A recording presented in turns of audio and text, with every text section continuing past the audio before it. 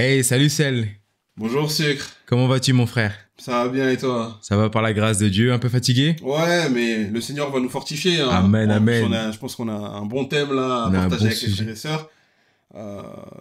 Tu veux lancer le thème? Ok, je lance le thème. Alors, frères et sœurs, bien-aimés de Dieu, le thème d'aujourd'hui, de ce soir, de cette vidéo, c'est le service dans l'église. Donc mon frère, est-ce que tu peux nous parler de qu'est-ce que pour toi le service, être un serviteur? Introduis-nous. Bah, être un serviteur, je pense que c'est à la fois une position et c'est à la fois un travail. Être un serviteur, c'est être en dessous des enfants de Dieu pour pouvoir leur apporter un service. Donc que ce soit un travail, que ce soit à travers nos dons, nos talents, Mhm. tout ça pour l'avancement de l'Église en vérité, tu vois.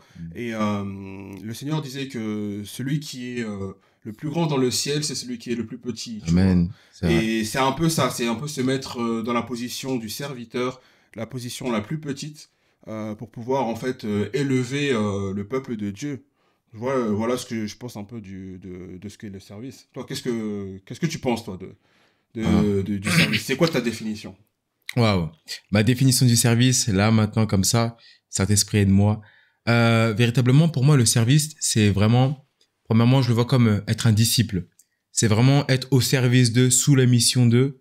Euh, pour moi, être serviteur, c'est véritablement comme une école, une préparation à être un leader. Nous savons que avant d'être un leader, il faut être un bon disciple. Et un bon disciple, en fin de compte, c'est qu'on voit le dos de son maître et on suit les mêmes pas. Donc pour moi, vraiment, le service, c'est simplement être disposé, disponible. C'est une école de brisement où parfois on va te demander de faire certaines choses et peut-être que tu n'as pas envie de le faire, peut-être que tu ne l'aurais pas fait comme ça, mais en fait, par respect à l'autorité, en fait, tu vas obéir. Donc les gens de ce monde pourraient croire que c'est être jeter son cerveau et simplement être un robot. Mais en fait non, c'est véritablement une marche pour mourir à soi-même Hmm. en fin de compte. C'est comme ça que je vois le service et en même temps bien sûr tout concourt au bien de ceux qui aiment Dieu. Le service c'est vraiment pour comme tu l'as dit mon frère pour édifier, fortifier, consoler le corps du Christ mais aussi rendre la gloire au Seigneur Jésus-Christ. Donc pour moi vraiment être serviteur c'est simplement une prédisposition.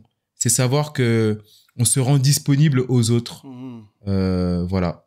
Ouais, tu as dit quelque chose de très intéressant à propos du brisement. C'est vrai que on a beaucoup tendance à penser que dans nos prières, on demande par exemple au Seigneur, oui Seigneur, aide-moi à changer, transforme cet aspect-là en moi. Et quand on fait cette prière, en général, la plupart des personnes pensent que le Seigneur, de manière miraculeuse, va nous transformer. Si on n'était pas réussi, il va nous rendre actifs. Mhm. Si on avait un manque de patience, il va nous rendre patients du jour au lendemain. Mais en vérité, le Seigneur se sert beaucoup des frères et des sœurs qui sont autour de nous pour pouvoir nous briser. Ah, Et tellement. rentrer au service, comme tu l'as dit, c'est se mettre sous, en général, un responsable, sous un serviteur, sous un homme de Dieu, et c'est avec lui qu'on va apprendre. Et en général, le Seigneur se sert de cette personne-là pour pouvoir nous briser. C'est lui qui va qui va nous presser pour pouvoir nous rendre patients. Yes. Il va dire, justement, si on manquait de patience, il va nous mettre dans des situations où justement on va devoir développer cette patience-là. Yes. Si on n'était pas actif, il va nous envoyer partout pour qu'on puisse devenir actif. Mhm. Le Seigneur se sert vraiment de l'Église enfin, il se sert vraiment du service dans l'Église pour pouvoir nous briser et nous changer, nous transformer véritablement pour pouvoir ressembler justement de plus en plus à Christ et pouvoir Amen. devenir la meilleure version de nous-mêmes. Cette personne que le Seigneur voit à travers nous. Mhm. C'est pour ça que c'est aussi très important le service. Parce Amen. que comme tu as dit, c'est une école en vérité.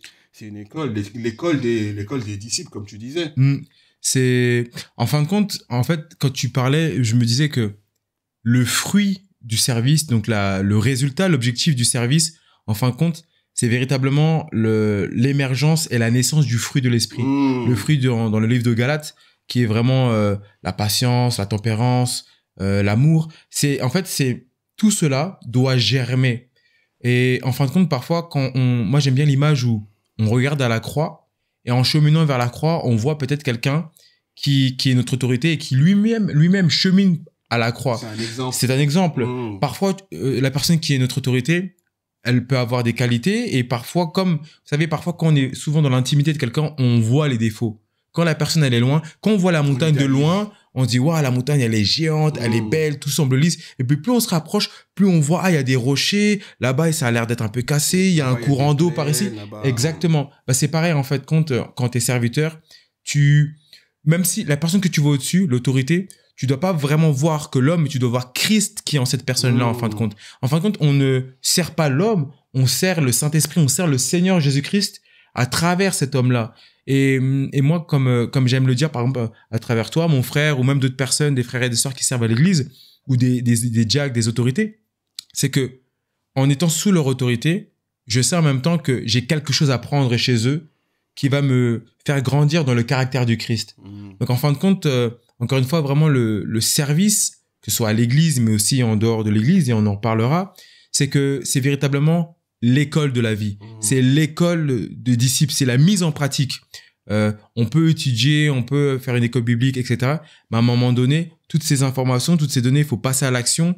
Et c'est dans les choses concrètes qu'on se rend compte que, ah, Seigneur, je savais pas que j'avais peut-être cet orgueil. Je savais pas que la sœur m'a dit, tu peux te déplacer les chaises vite. Elle m'a même pas dit s'il te plaît. Je dis, oh, mais c'est normal en fin de compte. Et c'était pas méchant. D'abord à soi-même, comme tu disais. Hein. Exactement. Donc voilà pour moi. Et du coup, ça me met une question. Pour toi, est-ce que tu as eu directement l'envie de servir, par exemple à l'église? Est-ce que tu as eu une révélation? Comment tu t'es lancé? C'est une très très bonne question. En vérité, moi, c'était une étape. Hein. Je pense que le service, c'est quelque chose qui a germé avec le temps, avec la maturité. Moi, je pense que le service doit pas être pris à la légère. Amen. Je sais qu'il y a beaucoup de frères et sœurs qui sont zélés et qui ont envie de servir tout de suite, parfois même en étant nouveau converti. C'est pas une mauvaise chose, c'est très bien. Je pense que le Seigneur aussi voit l'envie et l'ardiesse des frères et sœurs qui ont envie de servir tôt. Ça montre un certain zèle. Amen. Mais ce qu'il faut savoir, c'est que le Seigneur, en fait, à travers le service, si on n'est pas carré, voilà, le Seigneur va il va nous redresser, mais quand on est serviteur, il va nous redresser, mais parfois de manière très puissante, très très très douloureuse parfois. C'est pour ça qu'il faut pas forcément, enfin, je conseille pas forcément de s'engager directement dans le service sans avoir un véritable appel. Parce que comme j'ai dit, voilà, le service est très sérieux et le Seigneur traite plus durement en fait les leaders et les serviteurs. Et du coup, c'est quoi déjà la question? C'était que comment tu as eu envie de servir. C'est bon, je m'en rappelle. Ok. Et du coup, comme je disais, pour moi, ça a été un processus. Vous savez, quand on est chrétien, d'abord, on est nouveau converti, enfin, quand on accepte le Seigneur, on est nouvellement converti, on est un bébé spirituel, donc on vient, on mange le lait, et moi, ça a été ça, en fait. Ça a été petit à petit. Au début, je venais juste à l'église. Après, j'ai eu vraiment ce zèle, cette envie d'être de plus en plus présent. Je suis venu de plus en plus. J'ai eu envie de me faire baptiser, je me suis fait baptiser, mais tout en étant baptisé, j'avais toujours des trucs que je voulais garder pour moi, des trucs que je voulais laisser au Seigneur. Par exemple, je me disais, bon, c'est bon, je me suis baptisé, et voilà, si je rencontre dans la vie une fille intéressante, voilà quoi. Je sais que Seigneur, voilà, tu nous encourages à demeurer dans la pureté et dans l'abstinence et dans toutes ces choses-là. Mais voilà, s'il y a une fille qui est intéressante, je la mettrai pas de côté. Et au fur et à mesure du temps, en étant de plus en plus nourri par la parole et en demeurant de plus en plus dans l'église, dans les activités de l'église, il y a cette partie-là que j'avais de plus en plus envie de donner au Seigneur. Donc finalement, je me suis dit, voilà, Seigneur, j'ai envie de me préserver pour ma femme. Emmène-moi ma femme, tu vois. Et de plus en plus, le Seigneur me remplissait. Et je grandissais spirituellement, donc du bébé spirituel, je suis devenu un peu plus robuste dans l'esprit. Costaud. Et au début, voilà, je voulais simplement être un enfant de Dieu, venir à l'église, être posé, avoir mon siège dans le rang, un siège réservé dans le rang, ce siège c'est le frère Céliane. Mais au fur et à mesure, voilà, j'ai eu envie de devenir un disciple, j'avais envie de me former à l'école justement de l'esprit. Amen. Et le Seigneur a vraiment commencé à nourrir en moi cet esprit, cette envie de le servir. J'avais toujours envie de donner plus au Seigneur, plus au Seigneur. Qu'est-ce que je peux faire pour toi, Seigneur? Et après, je me suis engagé dans le service.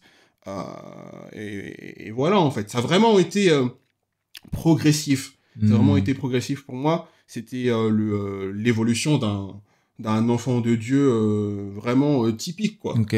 Step by step. Step by step, voilà, j'ai vraiment pris le temps de grandir parce que il y avait des choses qui devaient être brisées, je devais être enseigné. Le Seigneur devait aussi renouveler ma pensée. Et c'est comme ça que le Seigneur a nourri en moi cette envie de servir. Et puis j'avais pas envie, comme j'ai dit, j'avais pas envie de précipiter la chose. Parce que quand on précipite, parfois on n'est pas forcément préparé, tu vois. Bien On n'est sûr. pas forcément préparé, on n'est pas forcément solide, on n'est pas forcément basique, on n'a pas forcément les bonnes bases. Et sachant aussi que quand on est au service, on est une référence, on est une image que les gens t'observent. utilisent. Exactement. Et si on n'est pas dans une certaine excellence, si on n'a pas une certaine façon de faire, les gens vont voir, ils vont nous voir et ils vont nous dire, ah, c'est donc ça l'église, tu vois. Bien sûr. C'est pour ça qu'il faut pas forcément se précipiter, il faut pas forcément rigoler avec le service. C'est quelque chose à prendre très au sérieux. Voilà pour moi comment ça s'est passé. Wow. Et toi, dis-moi comment toi ça s'est nourri cette envie de servir. Wow. Déjà, t'as dit des choses tellement sages et pertinentes. Pour ma part, j'essaie de me souvenir très rapidement. Moi, ce qui me vient à l'esprit, c'est que c'est venu par la communion fraternelle. Je pense que parfois, comme tu le disais, je venais au culte, je mangeais la parole de Dieu et je rentrais. Je pouvais faire partie des gens qui peut-être, je venais à l'église, tac, tac, tac, je souriais, là, là. Et dès que c'était fini, fou, vitesse, mam, le train, et je partais, ou les gens écouteurs, etc. Et à un moment donné, à force de venir à l'église, forcément, on voit des frères et des sœurs qui rangent leur matériel et on voit parfois qu'on dépasse l'heure parce que peut-être qu'il y a l'autre église qui doit aussi faire son culte. Alors, j'ai commencé à aider. Ah, t'as besoin d'aide? Est-ce que tu veux que je mette ça dans... L'envie d'être utile. Exactement. En fait, ça c'est pas réfléchi, mais au début, voilà, c'est venu comme ça de vouloir aider, porter les chaises, voir les ranger. Et je crois que ça a mis une semence en moi qui est venue petit à petit. Et plus je me suis ancré, enraciné dans l'église où je suis, plus en fait ça a été pour moi une évidence de servir jusqu'à un moment où je crois qu'on m'a proposé voilà, est-ce que je crois qu'on avait fait un appel, est-ce qu'il y a des gens qui aimeraient servir dans l'église, et j'ai répondu à cet appel-là. Et j'aimerais encourager des églises parfois, si jamais vous voulez avoir des frères et des sœurs qui puissent venir servir, parfois c'est bien de tendre la main et de peut-être à la fin du culte de proposer à l'assemblée, est-ce qu'il y a des frères et des sœurs qui aimeraient servir? Il y a des postes dans tel domaine, catching, multimédia, accueil, et des gens comme moi en tout cas vont saisir cet appel-là parfois. Parce que si on ne propose pas, les gens ne vont pas forcément découvrir ou oser, et moi ça s'est passé comme ça. Et ensuite voilà, j'ai commencé à rentrer là-dedans dans le service. Okay. Et véritablement, j'aimerais dire que servir Dieu, servir l'Église, c'est incroyable. Parce que, premièrement, vous savez, j'aime dire que l'amour, ce n'est pas forcément qu'une émotion, mais l'amour, c'est aussi une action. Et en fin de compte, c'est avant tout une action. C'est avant tout une action, bien sûr. Le Seigneur Jésus-Christ, il est mort à la croix et ressuscité, et en cela, c'est une action, une démonstration de son amour envers nous. Parce qu'en vérité, c'est par l'action, justement, que tu démontres ton amour envers la personne. Exactement. Parce que le simple sentiment, c'est quelque chose que toi, tu qui ressens. Qui est personnel. La personne, elle ne sait pas, quand tu peux lui dire oui, je t'aime, je le ressens, mais elle ne saura pas, il n'y aura pas d'action concrète. Exactement. Il n'y aura pas de conséquences sur elle. C'est tourné vers soi. C'est pour ça que l'amour, t'as totalement raison. C'est ça. Et c'est pour ça que par rapport au service, premièrement, quand je sers, au fond de moi, je sais que je sers le Seigneur. Je ne sers pas que l'Église, je ne sers pas que un homme ou une femme de Dieu, je sers le Seigneur Jésus-Christ. Et comme tu l'as dit, c'est lorsqu'on sert aussi, ça nous permet de grandir dans la foi parce qu'on est responsable, on a une certaine responsabilité, on est porteur de l'image du Christ, des frères et des sœurs peuvent nous voir dans l'assemblée, et en fait, on est les premières vitrines de l'Église pour des gens qui viennent la première fois.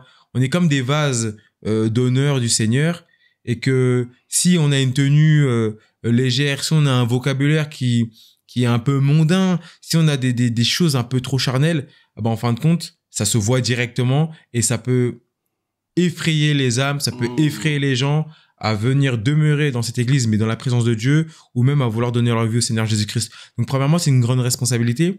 Et deuxièmement, j'aimerais dire que servir le Seigneur, vous savez, moi, je trouve que lorsqu'on devient serviteur de l'Éternel, que ce soit même dans les petites choses, nettoyer l'église, il y a une onction, il y a une grâce particulière. En fait, le Seigneur, c'est comme s'il te couvre, il te capacite pour faire ta tâche, pour faire cette mission-là. Et donc, il y a des grâces, des faveurs qui viennent. Moi, je sais que un des premiers services que j'ai fait, c'était à travers l'évangélisation. À un moment donné, le Seigneur m'avait fait grâce de devenir leader de l'évangélisation H24 pour Jésus du lundi soir. Donc, je devais y aller. Parfois, je devais leader, je devais accueillir des gens. On priait ensemble.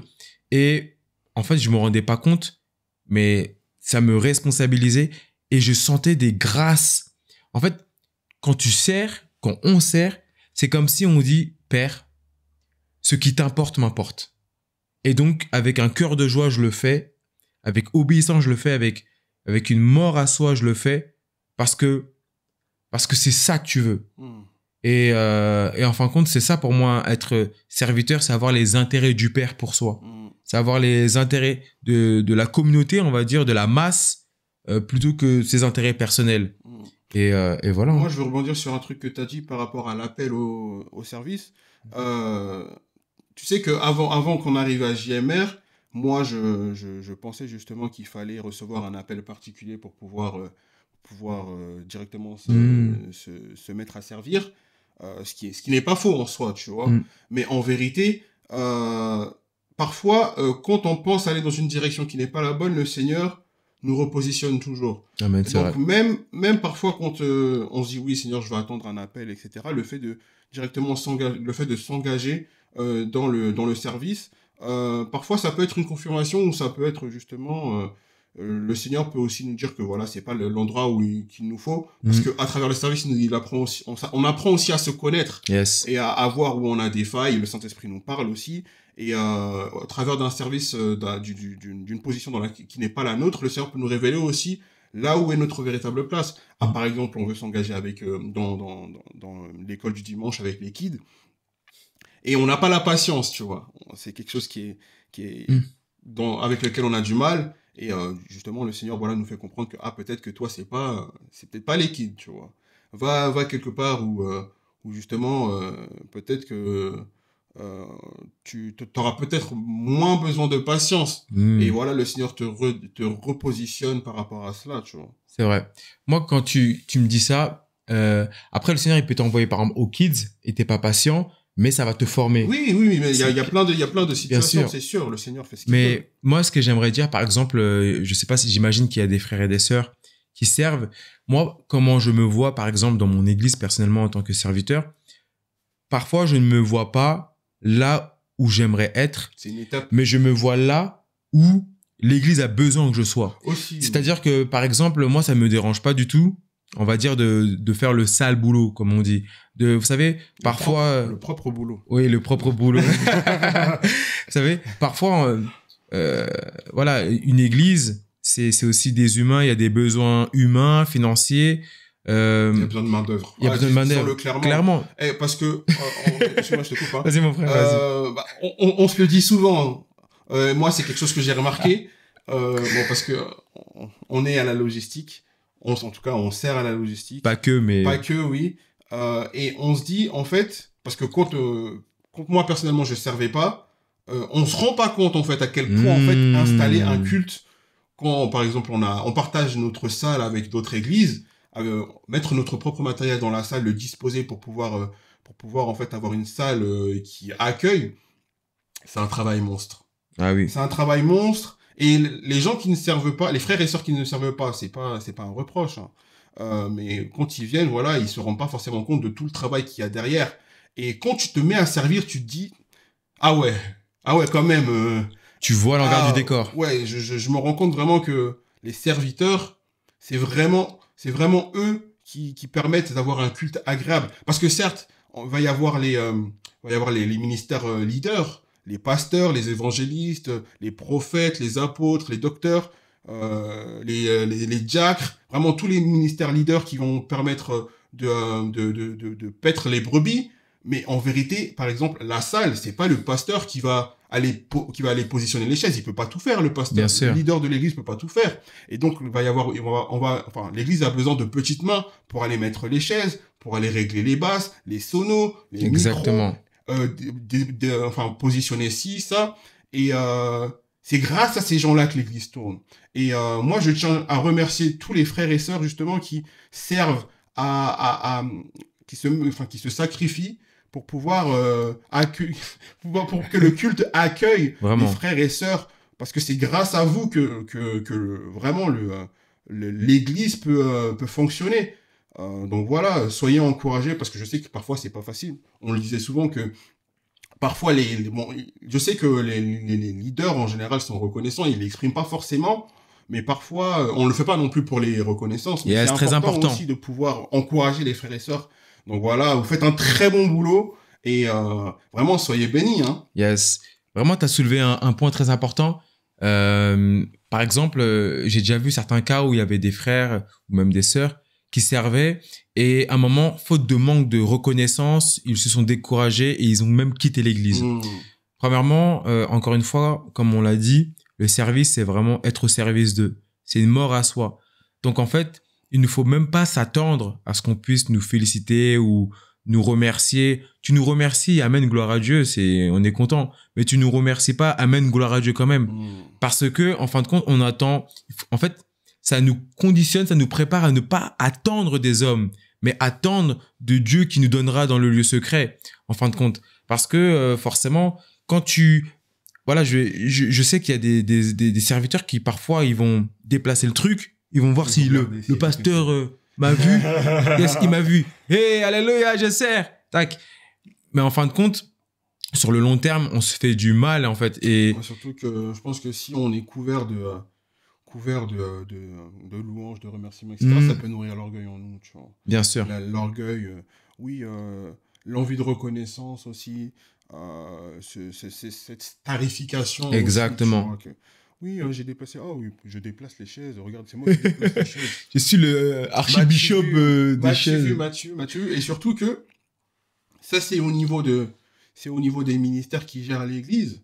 Mais peut-être que, comme on disait, ça peut être une étape que le Seigneur peut nous utiliser pour pouvoir nous permettre de rentrer dans le ministère de leader.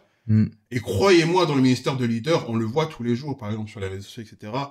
Les brebis, elles sont tellement pas reconnaissantes. Il y a énormément de frères et sœurs qui ne sont pas reconnaissants et qui justement qui maltraitent un peu les hommes de Dieu. C'est vrai qu'on parle beaucoup c'est un thème, hein. On parle beaucoup des hommes de Dieu qui maltraitent et qui abusent des enfants de Dieu, mais on parle pas jamais des brebis qui mordent la main des bergers ou bergères. Si on rentre dans cet esprit de matu, dans cet esprit de vouloir de la reconnaissance, eh ben, quand on sera dans le ministère de leader, justement, on sera pas préparé. On sera pas préparé à ce qu'on va se prendre dans la face. Bien sûr. Parce que oui, des fois, il y a des, en tant que leader, il y a des enfants de Dieu qui chérissent vraiment, qui prennent au plus bas et qui réconfortent et qui encouragent jusqu'à ce qu'ils arrivent à un certain niveau, et du jour au lendemain, la personne, elle change d'église ou elle a des comportements bizarres, ça devient la guerre, tu vois. Et ça brise des cœurs. Donc c'est vraiment l'école du fais les choses parce que le Seigneur te l'a demandé pour demeurer dans l'obéissance, parce que tu sais que ça va t'apporter. N'attends pas que les gens te remercient pour cela. Yes. Amen. Tu as totalement raison. Prenons l'exemple de notre Seigneur Jésus-Christ. Il allait de ville en ville, de peuple en peuple, et pourtant il a été méprisé. À tel point qu'à un moment donné, tellement il a été méprisé, on lui disait, n'est-ce pas le fils du charpentier? Et la Bible nous dit très clairement qu'à un moment donné, tellement il y avait une incrédulité, une médisance, même ils l'ont méprisé par rapport au Seigneur Jésus-Christ, il n'a pu accomplir que quelques guérisons, il n'a pas pu faire de miracles. C'est-à-dire que ne soyons pas choqués que nos frères et nos sœurs, mais que même les gens du monde ne nous respectent pas, ne nous disent pas merci, parce que en fin de compte, c'est pas pour les hommes qu'on fait ça, c'est pour le Seigneur. Amen. C'est pour le Seigneur.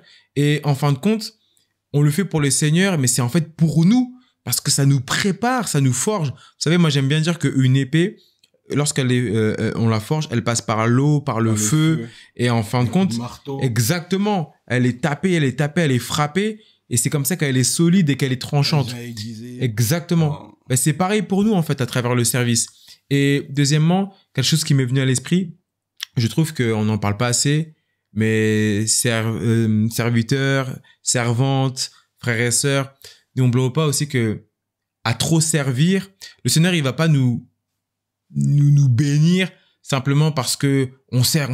Non, non. Parfois, frères et sœurs, et je me parle aussi à moi-même, il est important aussi de pouvoir se reposer. Si tu ne sers pas, s'il y a un dimanche ou à un moment donné, tu peux te dire, OK, je ne sers pas. Même le Seigneur, quand il a créé le monde en 6 jours, le 7e jour, il se reposait. Nous aussi, nous devons nous reposer dans le service. C'est important. Écouter son corps, à un moment donné, prendre le temps de... Parce qu'en fin de compte, quand tu sers, il est vrai que tu ne manges pas la parole de Dieu comme le peuple. En fait, le frère pourra bien en parler, mais c'est à un moment donné où tu te mets à part pour que les brebis puissent manger. Et toi, en fait, tu dois parfois veiller à ce que tout fonctionne bien. Et donc, tu manques un peu. Là, tu vois, les frères et sœurs, ils courent comme ça. Il y a des problèmes, tu cours. Oui, là-bas, tu cours. Et les gens, ils sont là, ils sont concentrés, ils font leur louange comme ça, ils sont là, dans la présence de l'esprit. Ils voient pas les agents de l'ombre, enfin, les agents de la lumière, du coup. Amen. Non, mais... Et ouais, non, c'est vrai. Moi, par exemple, comme tu disais, moi, tu sais, quand je vais à l'église, j'aime bien prendre mon cahier, je note les cours comme ça, t'as les messages et tout. Et oui, t'es dans la présence du Saint-Esprit durant les moments de louange, tu pries, etc. Et en fait, non, quand tu sers, non, c'est pas pour toi. Non, les moments de louange, les messages, non, mets-toi de côté, tu n'es pas avec eux, tu n'es pas avec le peuple. Et en vrai, moi, je pense que ça nous montre aussi une certaine méthodologie à avoir, tu vois, pour pouvoir servir. Parce que, en général, les gens, quand ils viennent à l'église, c'est pour pouvoir recevoir une bonne parole, pour pouvoir se mettre dans la présence du Saint-Esprit, pour pouvoir aussi demeurer dans la communion, on va en parler. Mais quand tu es au service, ces choses-là, c'est pas pour toi. C'est vraiment pas pour toi. Après, ça dépend, c'est dans quel service. Bien mais sûr. la plupart du temps, c'est pas pour toi. On parle surtout pour nous qui sommes à la logistique, etc., qui sont dans les backups, les médias et tout. Pourquoi ? Parce que on n'a pas le temps. On a tellement de choses à faire que, voilà, demeurer dans la présence du Saint-Esprit, c'est pas possible parce que tu dois filmer, régler les micros, la projection, le matériel défectueux, les secours, bref, tu gères toutes ces choses-là. Et justement, tu demeures pas dans la présence de l'esprit, donc d'une certaine manière, tu ne te recharges pas. C'est pour ça que il faut avoir une méthodologie. Les serviteurs ne viennent pas à l'église pour pouvoir, enfin, n'assistent pas au culte du dimanche pour pouvoir se recharger de la semaine. Mais ils se rechargent de la semaine pour pouvoir décharger dans le culte pour que les autres se rechargent. Tu comprends un peu ? Ok, je vois ta perception. Et du coup, en fait, c'est pour ça qu'il faut aussi avoir une certaine vie spirituelle, personnelle et une relation intime avec le Saint-Esprit, le Saint-Esprit, enfin, avec Jésus. Parce que c'est pas le dimanche, justement, que tu vas pouvoir te recharger. Ça va être tout le long de la semaine, tu vas devoir avoir cette intimité, cette proximité avec le Seigneur pour pouvoir bien servir le dimanche pour que les autres, eux, viennent se recharger. Ok. Donc, je vois il y a une véritable... en vérité, c'est un peu aussi ce que font à plus haute échelle les leaders. Les leaders, on va pas se mentir, c'est eux qui prêchent tous les dimanches, enfin, qui prêchent la plupart des dimanches. Après, ça dépend le nombre de leaders par église, mais qui prêchent tous les dimanches, ils prient tous les dimanches. Bon, des fois, ils peuvent louer, ils peuvent demander la présence du Saint-Esprit, mais eux, ils ont pas de message. Eux, ils écrivent pas les messages en même temps que tout le monde les dimanches à recevoir. C'est eux qui viennent donner, tu vois. Et justement, les cultes, eux aussi, ils ont cette méthodologie-là. Ils se rechargent toute la semaine avec leur relation avec le Saint-Esprit, la prière, la méditation, la louange, etc., pour pouvoir apporter une bonne nourriture, justement, au peuple. Et c'est ce que chaque serviteur doit pouvoir faire. Amen. Non, c'est intéressant. C'est vrai que lorsqu'on sert, en tout cas, on ne reçoit pas de la même façon que le peuple. Moi, je sais que par la grâce de Dieu, moi, je suis responsable du département média, du pôle média. Ça fait que du coup, j'ai sous moi des frères et des sœurs qu'il faut diriger. Et en fait, ce qui est vraiment très important, c'est que on a réussi à faire une sorte de planification où on essaie toujours de tourner, que ce soit pas les mêmes personnes qui servent, pour que tu puisses avoir un temps de service et un temps où tu puisses quand même profiter du culte. Après, honnêtement, je sais que au bout d'un moment, chacun trouve sa technique de comment réussir à avoir l'équilibre. Moi, je sais que par exemple, durant un culte, avant que les frères et sœurs arrivent, forcément on sert. Bon, pendant on sert et après on sert. Mais moi, je sais que j'arrive à récupérer, par exemple, quand il y a la louange et l'adoration, je sais que je peux prendre un temps pour moi-même pour être dans la présence du Saint-Esprit, même si après, en même temps, il faut être à l'affût parce que parfois, un responsable, un pasteur peut te regarder longtemps en te faisant signe que en fait, il faut que le micro il marche plus. Ouais, tu peux pas te déconnecter. Exactement. Et tu peux pas. Donc, en fait, ça t'oblige à avoir une certaine flexibilité de rentrer dans la présence du Saint-Esprit, et en même temps, c'est comme si en fait tu dois apprendre à voir même les yeux, à voir les yeux fermés. Ce que je dis, c'est un peu compliqué, mais c'est-à-dire que Ça, c'est la divination, mon frère. Je rejette au nom de Jésus. Non. Mais en fin de compte, c'est que c'est comme quand au début tu pries les yeux fermés mais en même temps quand tu as les yeux ouverts, tu pries toujours et tu es toujours dans la présence de Dieu. En même temps, tu regardes. Donc ça travaille une certaine flexibilité, mais en fin de compte, tu sais que le Seigneur il est au contrôle et que quoi qu'il arrive, même si tu sens pas, même si tu te rends pas compte, le Saint-Esprit il est là. Et quoi qu'il arrive, tu reçois quand même. Parfois, simplement parce qu'il y a l'atmosphère du Saint-Esprit, parce qu'il y a une grâce qui est libérée. Toi, t'es là, t'as craint de changer le câble. Mais en fait, tu te rends pas compte que dans le monde spirituel, tu viens d'être béni et tu reçois au nom de Jésus. Donc, c'est pour ça qu'en fin de compte, même quand on sert, n'ayez pas peur de servir parce que le Seigneur donne et fait grâce à qui il veut. Vous pouvez même juste en train de toucher une lumière et vous êtes béni. Il y a des choses qui se débloquent dans votre vie. Parce qu'en fin de compte, vous avez été disposé et disponible. Donc, vraiment, le service, c'est magnifique. Après, mon frère, qu'est-ce que tu penses, par exemple, du service dans la vie de tous les jours? Comment, toi, tu t'identifies en tant que serviteur de Dieu en dehors de l'église? Parce qu'il y a servir à l'église, mais peux-tu nous parler du service en dehors de l'église?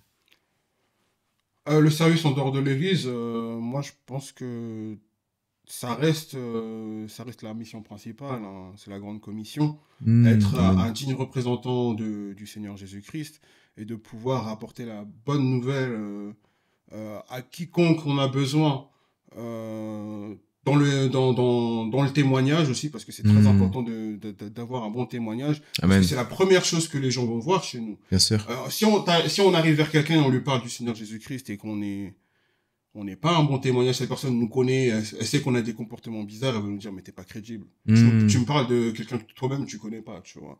Et oui, en fait, le service en dehors de l'église, c'est pouvoir servir le Seigneur au travers de la personne qu'on est pour pouvoir apporter cette bonne nouvelle. Parce que l'église, c'est pas que les dimanches. Yes. En réalité. L'église, c'est tous les jours de la semaine. Tous les jours de la semaine, on doit pouvoir demeurer dans une certaine spiritualité au travers de notre relation personnelle avec le Seigneur Jésus-Christ, mais au travers aussi de ce qu'il nous demande de faire, que ce soit en prêchant la parole, que ce soit au travers des projets qu'il nous demande aussi de pouvoir faire pour lui. L'apôtre Paul était un grand apôtre qui a apporté la bonne nouvelle à travers toute l'Asie. Et il a apporté la bonne nouvelle à beaucoup de païens, mais il faut savoir aussi que l'apôtre Paul était préparateur de tentes. Il construisait des tentes avec avec Ananias et qu'est-ce que je raconte, avec Achias et Priscille. Et ça c'était un projet qui lui permettait de subvenir à ses besoins, mais c'est aussi je pense aussi qu'il représentait le Seigneur à travers ce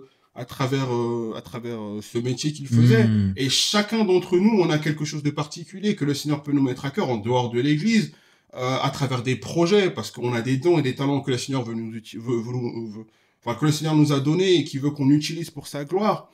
Et le service, c'est aussi pouvoir utiliser ces dons que le Seigneur nous a donnés pour pouvoir représenter, être un digne ambassadeur du royaume des cieux. Et c'est un service que beaucoup négligent. On veut tous être à l'église. Oui, je vais être pasteur. Oui, je veux être prophète. Je vais être dans la chorale. Mais il y a pas beaucoup de chrétiens qui ont ce zèle dans pour les métiers séculiers. oui, j'ai envie d'être un grand investisseur dans la finance pour le Seigneur Jésus-Christ. J'ai envie de monter des restaurants qui se baseraient, je sais pas, sur la nourriture grecque, mais avec recevez, là, il y a quelque chose là. avec comment ça s'appelle, avec un aspect très biblique, un contexte historique biblique. Ouais, non, je sais pas, je sais pas ce que je dis, mais voilà, il y a pas beaucoup il y a beaucoup moins de frères et sœurs qui ont envie de développer des projets dans le monde séculier pour le Seigneur Jésus-Christ, alors que on va aussi atteindre les personnes du monde comme cela, parce qu'il y a des endroits où on doit être pour pouvoir les impacter. Par exemple, je sais qu'il y a quelques chrétiens qui sont, il y en a pas énormément, mais il y a beaucoup de chrétiens il y a quelques chrétiens qui sont millionnaires, tu vois. Et en général, si on va atteindre des millionnaires et qu'on n'a pas forcément d'argent, comment tu veux que ils nous prennent au sérieux? En général, vous savez très bien ce qu'ils disent, hein, ils peuvent très bien nous dire que non mais votre Jésus là, c'est un truc de pauvre. Et quand ils vont nous dire ça, qu'est-ce qu'on dira? Ouais, parce que beaucoup d'entre nous, parfois, les finances, c'est pas trop ça. Et lui, il a tout l'argent du monde. Il a des problèmes, certes, mais il a tout l'argent du monde. Et on sait que l'argent, ça achète beaucoup de choses. Donc, clairement, il a moins de besoin que nous d'aller vers le Seigneur. Parce que c'est vrai que quand on avait des problèmes, on a beaucoup de problèmes par rapport à l'argent. C'est aussi. Moi, je dirais, il a même peut-être plus, hein. Ah oui, oui, mais bon, lui, mais oui, je vois ce que tu veux dire, bien sûr. Et ouais, parfois, voilà, si on n'est pas à la même table que lui, enfin à la table de ces personnes-là, ils pourront pas nous respecter, ils pourront pas entendre ce qu'on a à dire, tu vois. Je vois totalement. Et voilà, le service en dehors de l'église, c'est aussi ça pour moi, c'est pouvoir s'investir pleinement pouvoir investir pleinement dans les dons que le Seigneur a mis pour nous, nous a donnés, quoi. Amen. C'est vrai que nous, parfois, chrétiens, on aime bien rester à la maison, rester à l'église, servir à l'église. C'est vrai que le Seigneur nous a mis à part, mais à un moment donné, je sais que dans la parole de Dieu, il y a des disciples, c'était les disciples de Jean-Baptiste, qui venaient et qui disaient, mais Seigneur Jésus, vous êtes à la table, il y a des publicains, il y a des gens de mauvaise vie, etc. Et le Seigneur disait que justement, il était avec les malades, pourquoi être avec les bien portants? À un moment donné, je pense que nous devons être dans l'église, servir le corps du Christ pour être nourris, manger la parole de Dieu. Mais ensuite, nous devons sortir de l'église et justement aller ramener les âmes et servir le Seigneur comme un style de vie, en fait, pas que le dimanche, mais que ce soit une vie de servitude tous les jours, en fin de compte. Et c'est vrai que ce que tu dis est très important. Nous devons viser l'excellence partout. Peut-être qu'à l'église, quand on sert, on vise l'excellence, on a une certaine responsabilité, on sacralise les choses de Dieu et c'est très important et c'est bien.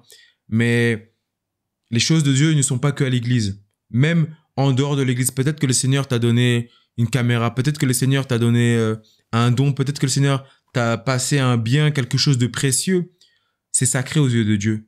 Tu dois vraiment en prendre soin et tu dois servir et tu dois porter du bon fruit avec cela. Le Seigneur t'a peut-être fait don d'une voix et peut-être que toi tu chantes des musiques mondaines, peut-être que tu chantes des choses pour ta propre gloire, mais loue l'Éternel. Dans la douche, hein. Oui, même sous la douche. Mais ce don-là, ne le laisse pas mourir. Le Seigneur, il parlait de la parabole des deniers et en fin de compte, ne mets pas ce talent que le Seigneur t'a donné sous terre. Il faut que cela porte du fruit. Le Seigneur va te demander des comptes à la fin. C'est pour ça que nous devons vraiment avoir l'excellence. En fait, le service qu'on fait à l'église, qui nous pousse à aller dans l'excellence, de mourir à soi-même, c'est pour que lorsqu'on aille dans le monde, on puisse témoigner de la même excellence, du même fruit de mourir à soi-même en laissant Christ paraître à travers nous. Vous savez, moi, dernièrement, je lisais des livres qui parlaient de l'investissement en Christ. Et en fin de compte, dans le monde, en général, lorsqu'on va dire, par exemple, plombier, on voit le métier. Mais si on dit, ah, c'est un plombier chrétien, on se rend compte que, aux yeux du monde, le mot chrétien n'est pas un vecteur d'excellence. Ça diminue, en fait, la valeur de plombier. C'est-à-dire, tu dis, oui, bonjour, je suis plombier. Ah, d'accord, j'en avais besoin. Oui, bonjour, je suis plombier chrétien. Ah oui, je suis pas intéressé. Deuxième, mais merci, bonne journée, bon courage. Vous voyez ce que je veux dire? Tu vois, mon frère, ce que je veux dire? Et malheureusement, en fait, le mot chrétien est dévalorisé alors qu'en fin de compte, c'est une force, c'est vecteur d'excellence parce que le Seigneur était excellent dans tout, dans toute chose. Le Seigneur, il était dans l'abondance de toutes choses. même la parole de Dieu nous dit de se contenter, d'être bien dans l'abondance, mais aussi d'être bien dans la disette. Le Seigneur Jésus-Christ était aussi vêtu de lin, il était paré. Il était pas pauvre, hein. Il était pas pauvre, exactement. Il avait de l'argent, il avait une bourse que Judas tenait. Exactement. Donc c'est pour ça qu'en fin de compte, nous devons aspirer à l'excellence, que ce soit dans le service, à ton travail. Les mêmes autorités, vous savez, parfois on respecte les autorités dans le corps du Christ, amen. Mais le Seigneur, il a dit de vraiment respecter nos autorités. Aujourd'hui, la police, quand tu vas dans le monde, la police, c'est aussi notre autorité. Ton manager, ton chef d'entreprise, que tu le veuilles ou non, c'est aussi ton autorité.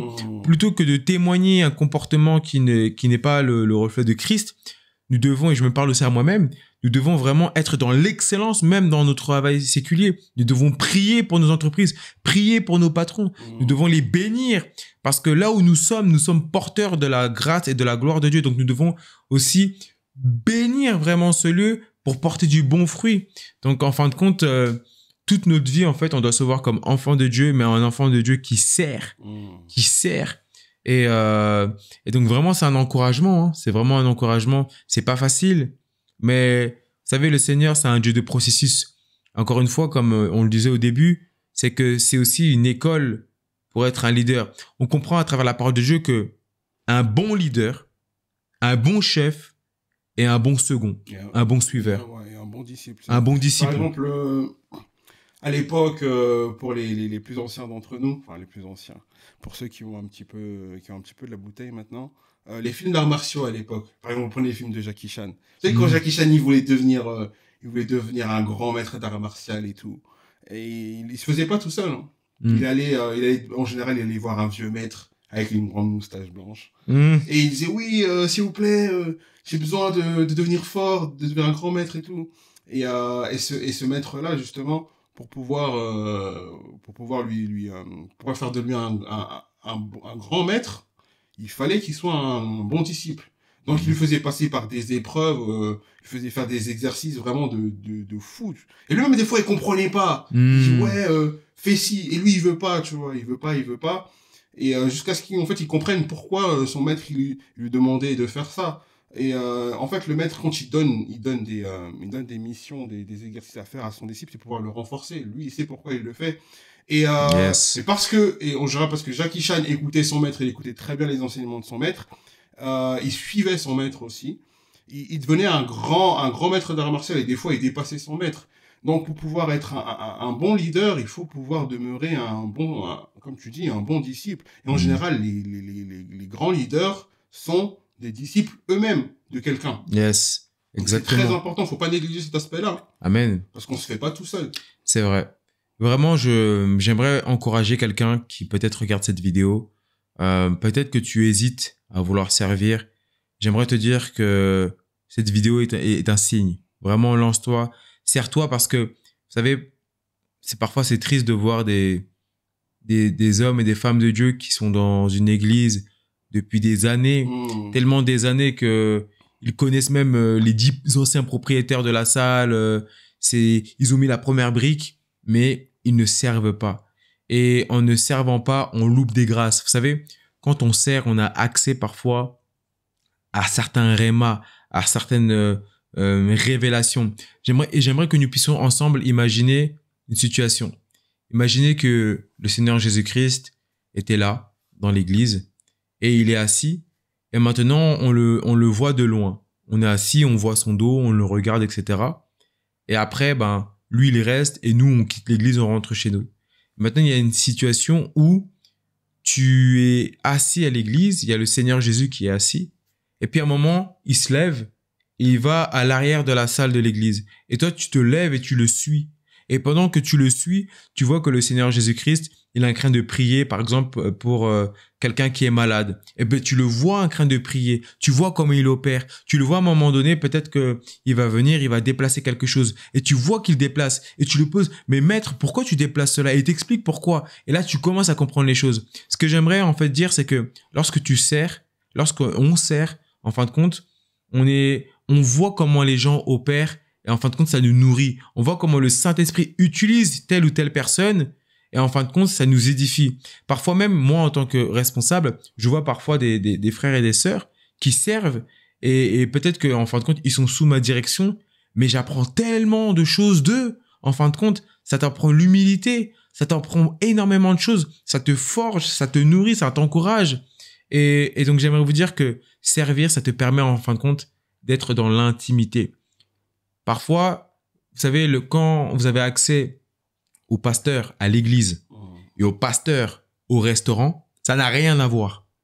À l'église, bien sûr qu'il va être là et il va transmettre la parole de Dieu conduit par le Saint-Esprit et c'est très bien. Mais quand vous allez aider un pasteur, par exemple, en évangélisation et qu'ensuite vous allez avoir un temps de moment fraternel, eh ben, vous allez vous rendre compte que vous êtes dans une intimité. C'est comme lors de la transfiguration où il y avait le Seigneur Jésus-Christ qui a pris un moment que 3 personnes, qui a pris Pierre, Jean et Jacques. Et en fin de compte, ils avaient accès à quelque chose que les autres n'avaient pas accès. Donc, il y a des niveaux aussi dans le service. Et en fin de compte, c'est quand on ne sert pas ces choses-là, on les manque. Si les disciples ne servaient pas avec Christ, ils allaient manquer énormément de choses. Le Seigneur, à un moment donné, les a envoyés 2 par 2. Il a imposé les mains, il les a envoyés 2 par 2 pour aller dans les villes, annoncer l'évangile, en leur disant que si vous n'êtes pas accueillis, vous allez devoir vous frotter les pieds et partir. Mais ils avaient besoin d'expérimenter cela. Mais pour expérimenter cela, c'est parce qu'ils avaient vu le maître agir. Ils ont posé des questions. Le Seigneur leur disait des paraboles. Mais s'ils n'étaient pas proches de lui pour entendre et pour faire la même chose, ils allaient manquer énormément de grâce, de bénédiction et de révélation. Donc c'est pour ça qu'en fin de compte, mon frère, ma sœur, peut-être que tu hésites à servir, peut-être que ça te coûte. Parce que le service doit te coûter.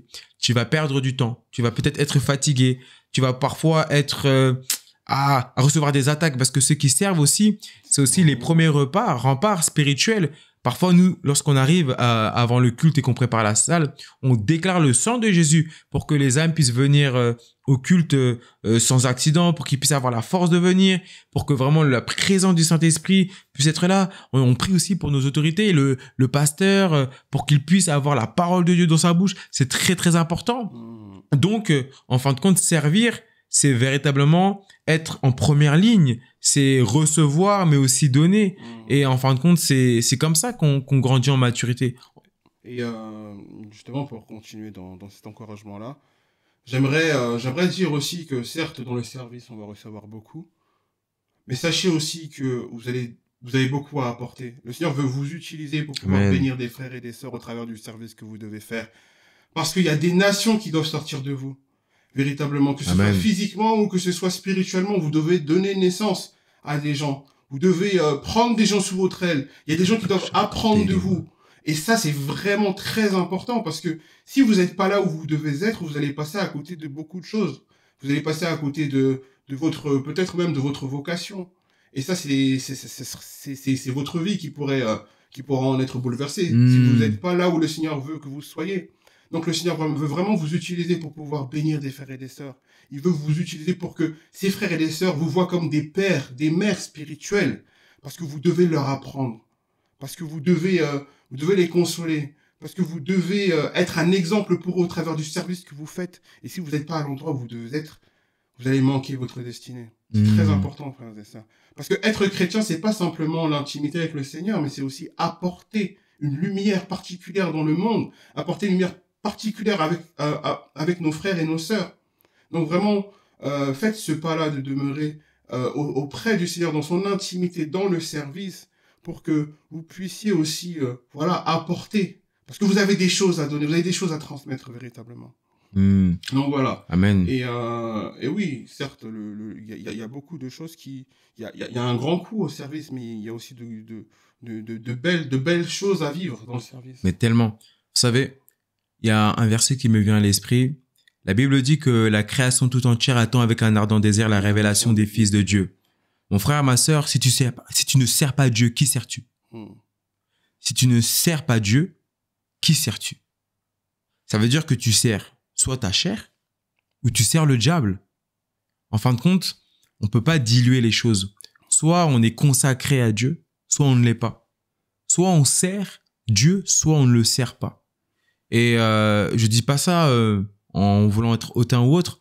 C'est vraiment quelque chose que l'esprit me met à cœur, mais essayons d'être radical, d'obéir à la parole de Dieu. Vous savez, simplement d'obéir. La Bible nous dit que l'obéissance vaut mieux que les sacrifices. Si le Seigneur te met à cœur, si tu sens que tu te poses des questions par rapport au service, mon frère, sers l'Éternel.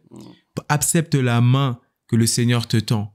Parce qu'en fin de compte, en servant le Seigneur, c'est toi qui seras le plus béni. Vous savez, il y a l'onction, en fin de compte, là, quand on parle d'onction, comment vous dire, le Saint-Esprit, les dons, la puissance, toutes ces choses-là, en fin de compte, c'est pour soi, mais c'est aussi avant tout pour les autres. Le Seigneur il va pas te donner une armure, le casque du salut, l'épée de l'esprit, la ceinture de vérité, les chaussures du zèle pour annoncer l'évangile, la cuirasse de justice, pour que tu restes assis sur ta chaise. Le bouclier de la foi. Le bouclier de la foi, merci, pour éteindre les flèches enflammées de l'ennemi. Amen. Donc, Ephésiens 6,14. Donc, t'as eu le frère qui essaie de se rattraper. Non, mais en fin de compte, il va pas te donner tout ça pour que tu puisses rester assis sur ta chaise. En fin de compte, c'est des armes pour servir. On se rend pas compte, mais spirituellement, nous sommes en guerre. C'est une guerre spirituelle où nous avons déjà gagné en Christ. Amen. Parce que la Bible dit que nous sommes plus que vainqueurs. Mais j'aimerais t'encourager véritablement à servir. Il y a de la joie à servir. Il y a des révélations à servir. Il y a un prix à payer pour servir le Seigneur. Il a toute sa vie, il a servi. Il a servi jusqu'à avoir des larmes de sang qui a coulé à Gethsémanée où il a demandé. C'était pas facile. Éloigne cette coupe de moi, mais que ta volonté soit faite. C'est la même chose. Parfois, on ne veut pas servir. Seigneur, je veux pas servir, mais que ta volonté soit faite. Parfois, il faut juste être honnête. Seigneur, voilà, je sais que tu m'appelles à servir. Je veux pas te mentir. J'ai pas envie de servir parce que j'ai pas envie de me réveiller 3 heures avant tout le monde. J'ai pas envie de faire un truc. On me met dans un département. J'ai même pas envie de faire. Seigneur, moi, j'ai envie de chanter. J'ai un don de louange. On m'a envoyé à l'accueil. On m'a envoyé aux kids. On m'a envoyé à la logistique. Seigneur, non, j'ai pas envie. J'ai vraiment pas envie. Mais parce que je t'aime. Parce que je sais que tu as un plan pour moi. Parce que je sais que c'est pour le bien de l'église. C'est ta volonté, Seigneur. Je vais le faire. Je vais peut-être, Seigneur, que je vais pleurer. Oui, je vais pleurer. Peut-être même que ça va être dur. Mais je sais que je vais en ressortir grandi. Et je sais que tu rémunères ceux qui te cherchent, Seigneur. Ta parole le dit. Alors, me voici. Simplement, c'est ça, en fait. À un moment donné, il faut rentrer dans une dimension où il faut admettre que c'est pas facile. Mais il faut simplement dire, me voici, Seigneur. Et le Seigneur, il va nous fortifier. Voilà, moi j'aime bien qu'il dit ni par force, ni par puissance, mais par ton esprit. Mais c'est ça en fait. C'est vraiment par le Saint-Esprit. Moi je sais que, voilà, moi j'aime servir, mais parfois c'est dur. Parfois, clairement. C'est dur, mais voilà, ça t'apprend à... Moi, j'ai une question. Vas-y, mon frère. Très intéressant. C'est vrai, on est là, on fait la morale aux frères et sœurs qui nous écoutent. Servez. Mais moi, j'ai une question. S'il y a un frère ou une sœur qui a envie de servir, mais qui ne sait pas où est-ce qu'il doit aller, qu'est-ce qu'il doit faire? Il doit demander aux autorités où vous voulez me mettre. Là, je rigole. Donc, attends, reformule, c'est-à-dire... S'il veut servir dans l'église, il ne sait pas dans quel service ou dans quel ministère il est appelé. Okay. Qu'est-ce qu'il doit faire? Quelle est la méthode? Comment en fait il doit savoir? Enfin, comment Donc, premièrement, voilà, ce qu'on va dire, c'est pas une recette. Hein. Le Saint-Esprit, c'est la personne qui va vraiment révéler les choses. Mais moi, par exemple, ce que je dirais, premièrement, c'est d'aller dans le secret, dans la prière. Premièrement, d'aller prier, voilà, de demander, Seigneur, j'ai envie de servir, mais où toi tu me vois servir, tu vois. Donc il y a ce que le Seigneur te révèle, et ensuite il y a les besoins humains, malheureusement, parce que c'est vrai que le Seigneur peut te révéler, je te vois à la louange. Je sais qu'il y a beaucoup de personnes qui aiment bien aller à la louange, et gloire à Dieu parce que on en a besoin. Voilà, le Seigneur dans le secret te dit, la louange, amen Seigneur. Maintenant tu vas aller dans ton église, et tu vas dire, voilà, j'aimerais servir, ils vont te dire, amen, yes, gloire à Dieu. Voilà, moi, et tu peux leur dire, écoutez, moi, j'ai reçu du Seigneur d'aller à la louange. Maintenant, peut-être que il peut y avoir une opportunité, une option, ils vont te dire, oui, ok, mais écoute, va à la louange, gloire à Dieu, on va t'introduire, etc. Et puis, tu vas aller cheminer, etc. Ensuite, il y a une deuxième option, tu peux leur dire, écoutez, j'ai reçu à cœur de servir à la louange, et ils vont te dire, malheureusement, la louange est déjà complète pour le moment. Par contre, on a des besoins dans la communication. Comment vas-tu réagir à cela? Est-ce que tu vas dire non? Parce que moi, le Seigneur m'a révélé la louange et c'est tout? Ou est-ce que du coup, tu vas quand même aller à la communication? Moi, je pense que en fin de compte, il faut toujours remettre en prière. Tu peux, admettons qu'on te refuse la louange. Ah ben, tu dis, OK, écoutez, je vais mettre un temps pour prier. Seigneur, tu m'avais dit la louange, on me propose la communication. Exactement. Mais il faut savoir que lorsqu'on reçoit, il y a plusieurs paramètres à prendre en compte. En tout cas, je sais que même dans le prophétique, parfois tu peux recevoir une parole, mais tu ne sais pas à quel temps cette parole va agir. Je vais rebondir sur ça parce que j'attendais la bonne opportunité pour pouvoir. Ouais, c'est très très très intéressant ce que tu dis là. Par exemple, je vais vous prendre un exemple que on a tous entendu parler. Un frère ou une sœur qui reçoit, qui doit être pasteur. Et il va voir l'autorité de son église. Et il lui dit, voilà, j'ai reçu que je dois être pasteur. J'ai reçu que je dois être pasteur. C'est drôle quand même. Mais amen, gloire à Dieu. Et l'autorité lui dit, amen, gloire à Dieu. Et justement, ce frère va attendre que l'autorité le consacre pasteur, mais l'autorité ne le fait pas. Et il ne le fait pas pendant un moment. Il attend, et il n'y a pas l'opportunité. L'autorité ne le fait pas. Et ce frère se frustre parce qu'il veut rentrer dans son appel et il quitte l'église. Wow. Et ça, c'est une situation que beaucoup ont entendu parler. Oui, il y a tel frère qui est parti de l'église parce que le pasteur, c'est un sorcier, il voulait pas... Aïe. On entend ce genre de choses, il voulait pas le consacrer, il voulait brider son appel. Mais comme tu dis, ce n'est pas parce que le Seigneur nous montre quelque chose. Déjà, bon, après, dans le prophétique, faut avoir le discernement. Parfois, c'est pas le Seigneur, parfois, c'est nos propres envies, parfois, c'est le diable. Bien sûr. Mais... parfois, c'est le Seigneur. Et quand le Seigneur, parfois, nous montre des choses, c'est parce qu'il nous montre une destination que ça veut dire que c'est la prochaine étape. Exactement. Parfois, ça peut être l'étape finale que le Seigneur nous montre. Et pour pouvoir aller à cette étape finale-là, il faut passer par des différentes étapes. Donc, peut-être que le pasteur, bon, en général, les pasteurs le savent très bien. Ils sont très dans le prophétique et de toute façon, en général, ils prient pour toutes les brebis de leur église. Amen. Et, le Seigneur leur parle justement des brebis de l'église. Parfois, ils ont des révélations même avant que la brebis ne sait qu'il doit être pasteur. Gloire à Dieu pour la vie des pasteurs. Le pasteur le sait lui-même. Il connaît l'appel de la brebis avant elle-même. Et parce qu'il connaît l'appel de la brebis avant elle-même, parfois le Seigneur lui donne des stratégies pour que cette personne arrive à son étape finale, à sa dernière version. Et quand la personne le reçoit, en général, quand la personne reçoit qu'elle doit devenir pasteur, elle pense que c'est la prochaine étape. Oui, je dois devenir pasteur. Oui, je dois évangéliser, je dois aller dans tel pays. Et voilà, en général, ils attendent que le pasteur, leur donne le feu vert. Et le pasteur ne le fait pas parce la plupart du temps, le pasteur ne le fait pas parce que le pasteur sait que c'est pas le moment. Parfois, c'est juste une question de timing. Exactement. Le Seigneur nous révèle, mais pour pouvoir aller à cette étape-là, il faut qu'on se prépare. Et beaucoup sont impatients. Beaucoup veulent passer du 0 à 100, comme si ils étaient une voiture de sport. Mais parfois, il faut pouvoir passer les rapports, faire son bon sur-régime, yes. et tranquillement. Amen. Parce que le Seigneur veut qu'on soit excellent. Il veut qu'on acquiert certaines compétences, certaines expériences de vie, qu'on soit brisé dans certaines choses pour pouvoir aller dans tel truc. Et ne soyons pas précipités. Demandons véritablement au Seigneur quel est notre appel, à quel moment, à quel timing, et d'avoir véritablement le discernement parce que parfois ça peut mener à des divisions inutiles. Et le Seigneur n'est pas dans la division. Et si vous croyez véritablement en l'homme de Dieu que vous suivez, ayez confiance en son jugement.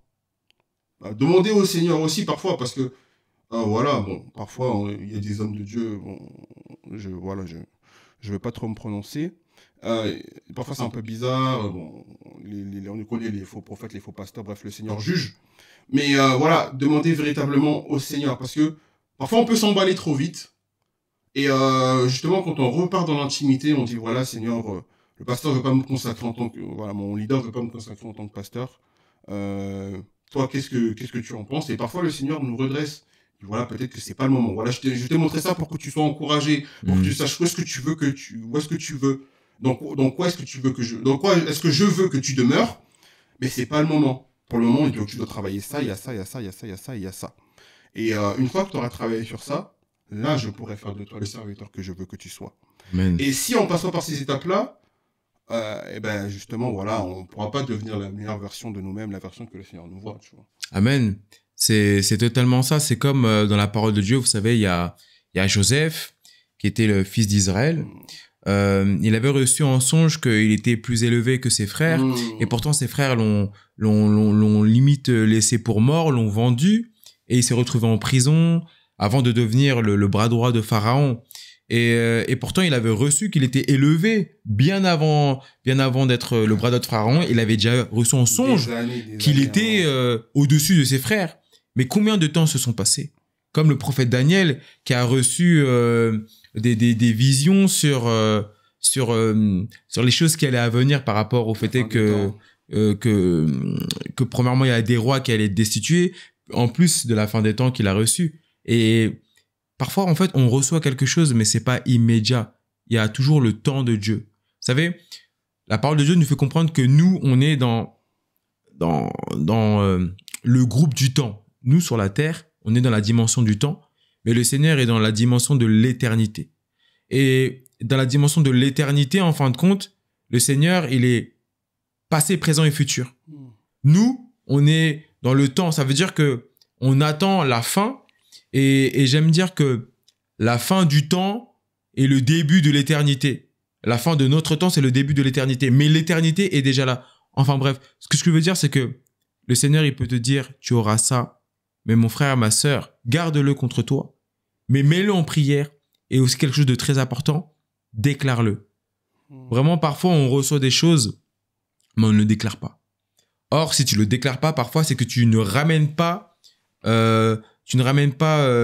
monde spirituel ce que le Seigneur veut te donner au monde terrestre. Vous savez, la Bible nous dit que dans Hébreux 11, verset 1, « Or, la foi est la ferme assurance de ce que l'on espère, la démonstration des choses qu'on ne voit pas. » Tu dois parfois déclarer pour démontrer ce que tu ne vois pas de tes yeux, mais que tu as vu ou reçu en esprit. La parole a une puissance. Exactement. Donc, premièrement, j'aimerais encourager, même à moi, que nous puissions déclarer ce que le Seigneur nous donne. Et en même temps, vous savez, le Seigneur, s'il a mis dans le fruit de l'esprit la patience, c'est pas pour rien. Nous devons être patients. Le Seigneur Jésus-Christ a quand même commencé son service, son ministère à 30 ans. C'est-à-dire que de 0 à 30 ans, il y a une phase où il s'est préparé. On voit à 12 ans qu'il allait même dans des temples, partager la parole de Dieu avec des pharisiens, des docteurs de la loi juive. Et c'est vraiment à 30 ans qu'il a commencé son ministère où justement il a été baptisé du Saint-Esprit.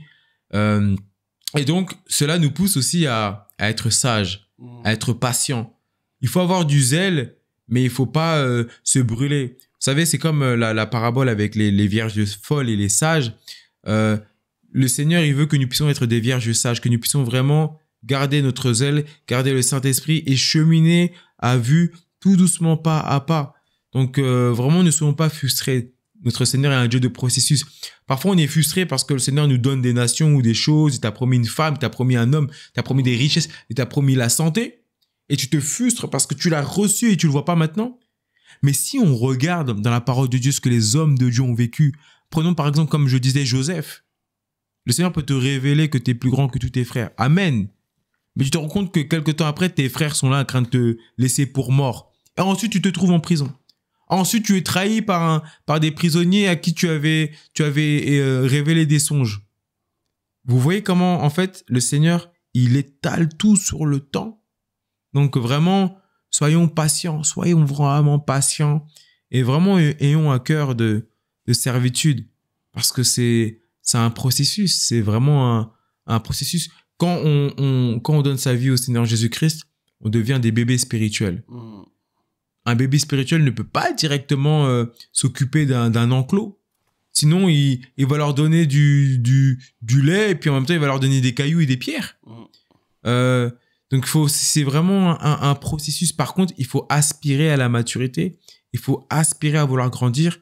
Et mon frère, ma sœur, le service, c'est une grande école. C'est vraiment une grande école. Amen. Donc, est-ce que tu as un mot de la fin, par exemple, pour... Fin. Non, moi, voilà, comme on a dit, encourager les frères et sœurs à demeurer dans le service. Même si c'est pas dans l'église, ne négligez aucune porte, aucun sentier, aucun chemin que le Seigneur veut vous montrer. Parce qu'il veut vous amener quelque part. Et moi, je suis persuadé que on est tous amenés à servir. Et pas forcément pas forcément voilà, pas forcément tous dans l'église, mais on a tous un domaine dans lequel le Seigneur veut qu'on soit ses serviteurs.